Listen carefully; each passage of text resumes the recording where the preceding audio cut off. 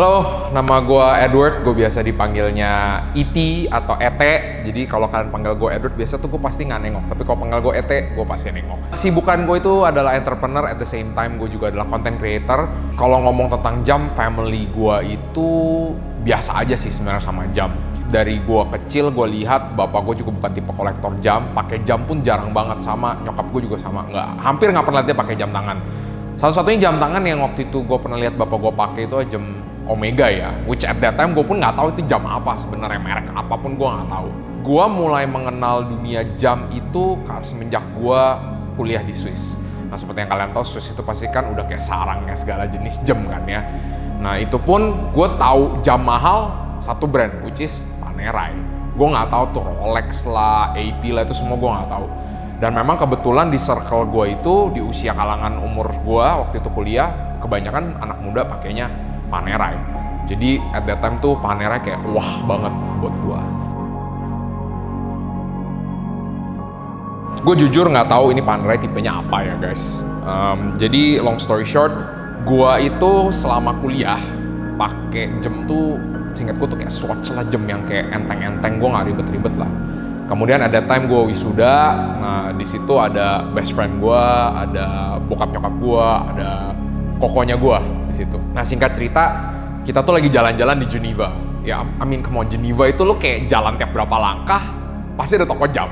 Nah di situ ada banyak toko-toko yang jual jamnya itu tuh campuran, udah kayak pasar gitu lah guys. Ada Frederick Constant lah, aneh-aneh nama-namanya. Nah di situ gue sempet bilang kayak gue pengen pas gue pulang dari Swiss gue punya jam Swiss satu lah. Kita jalan, nah tanpa disadari kita ngelewatin satu lorong, nah itu ada si Panerai. Koko gue sama best friend gue tuh diem. Dia diem, dia ngeliat ke jendela. Wih, Panerai nih. Gue nengok dong. Gue ikutan ngeliat. Seperti biasa di luar itu tuh harga nggak di display. Terus pintunya itu semua tuh lu harus bel. Jadi nggak bisa yang kayak lu ke mall-mall lu asal masuk. Gue lihat banget bokap gue sama nyokap gue tuh yang lebih kayak mau ngapain sih gitu. Nah akhirnya gue nyamperin bokap nyokap gue mau jalan. Engkau gue sama best friend gue pencet bel.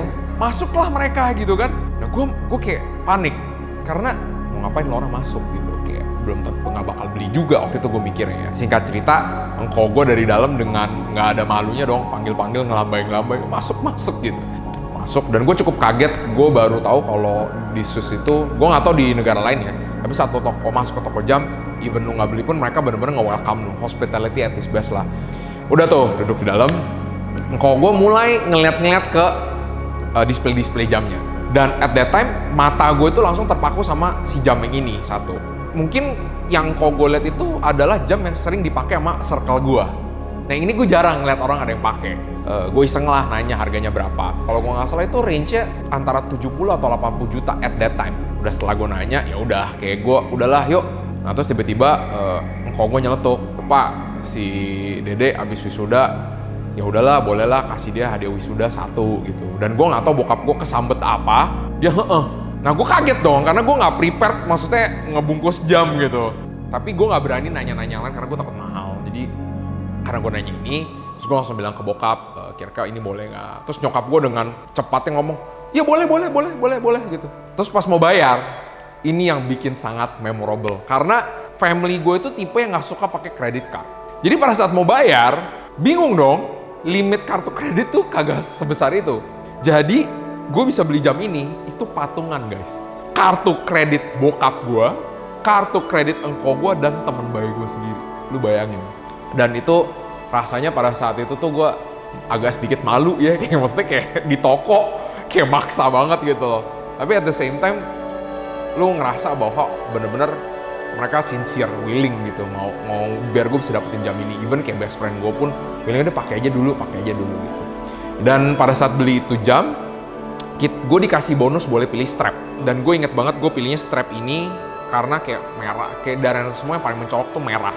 Mungkin alam bawah sadar gue karena gue suka Iron Man gitu ya, jadi kayak merah gitu. Tapi ya, ini jam sangat memorable karena di dalam jam ini there's my brother, there's my mom and dad, and there's my best friend. Semua wrap up di satu jam tangan ini gitu. Jadi gue sangat men-cherish jam tangan ini.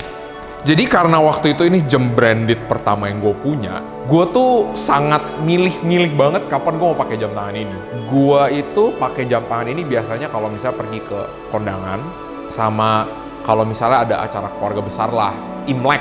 Selebihnya kalau untuk day to day jarang banget gue pakai, karena satu bukan cuma berat, kedua kayak gue sayang aja, kayak gue merasa ini jam harus gue pakai untuk momen-momen terpenting gue gitu. Jam tangan ini bener-bener milestone gue dari gue lulus kuliah menuju ke dunia real, dan ini bener-bener jarang banget gue pakai, bener-bener jarang banget. Gue nggak pengen kayak orang kemana-mana liat gue selalu ada pakai ini. Gue pengen orang lihat meskipun ada jam-jam lain yang lebih mahal, tapi gue pengen orang lihat momen mahal inilah yang membuat gue pengen pakai jam ini yang menurut gue mahal gitu, karena mahalnya gue sama mahalnya orang pasti beda kan. Halo guys, gue Ete and this is my companion story.